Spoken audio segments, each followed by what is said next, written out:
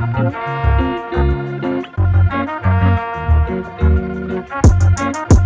can we listen, baby, yeah.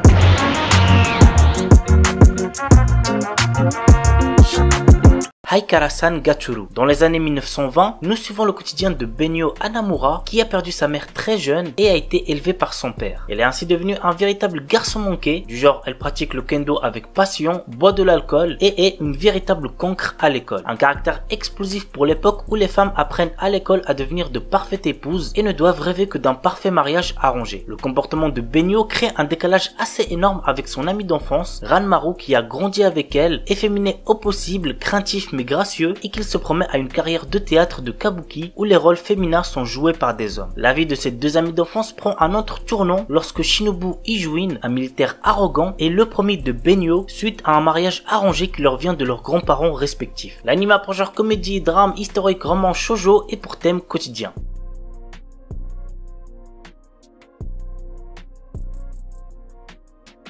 Hananoi Kunchukoi no Yamai. Otaru Inase, une lycéenne en première année, place sa famille et ses amis au-dessus de tout. Peu réceptive à l'amour, elle est résolue à vivre sans jamais connaître les affres et les joies de la passion amoureuse. Un jour, alors qu'elle passe du temps dans un café avec une amie proche, Otaru est témoin de la rupture impitoyable d'un élève exemplaire et plutôt BG, Hananoi. Plus tard, sur le chemin du retour, elle le trouve seul sous la neige et, dans un élan de compassion, lui propose de partager son parapluie. À sa grande surprise, le lendemain, Hananoi se présente dans sa classe pour lui demander de devenir sa petite amie. Bien qu'elle le rejette, Hananoi ne se décourage pas et reste à ses côtés, multipliant les gestes altruistes pour la séduire. Otaru commence alors à ressentir des émotions inédites. Convaincue que ses sentiments pourraient se transformer en amour, elle accepte finalement de sortir avec Hananoi. L'anime a pour genre drame, romance, school life et pour thème amour, école, quotidien.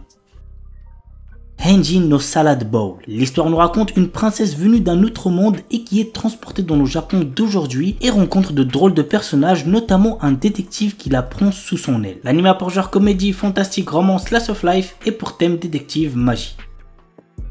Kamiwa Game ni Ueteru, le jeu de réflexion ultime, le jeu des dieux, a été créé par les dieux suprêmes qui avaient trop de temps à perdre.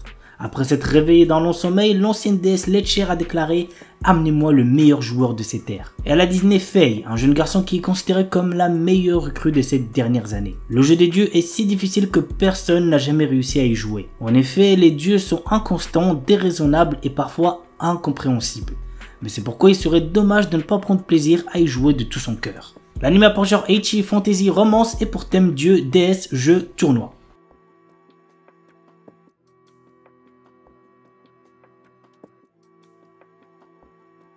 Spice and Wolf. Dans cet animé, nous suivons l'histoire de Kraft Lawrence, un marchand ambulant perspicace, et de Holo, une divinité loup puissante autrefois vénérée dans la petite ville de Paslo pour sa bénédiction des récoltes annuelles.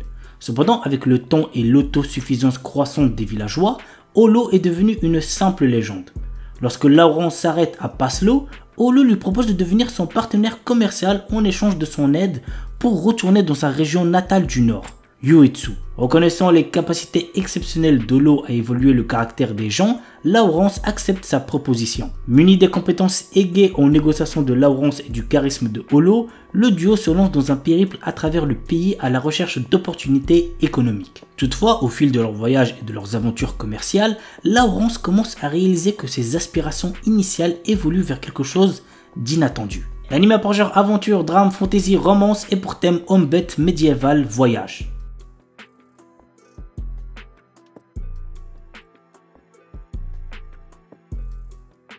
Yozakura Sanshi no Daisakusen. Depuis la perte des membres de sa famille dans un accident, Taiyo Asano est devenu un lycéen extrêmement timide, sauf avec son ami d'enfance Mutsumi Yuzakura.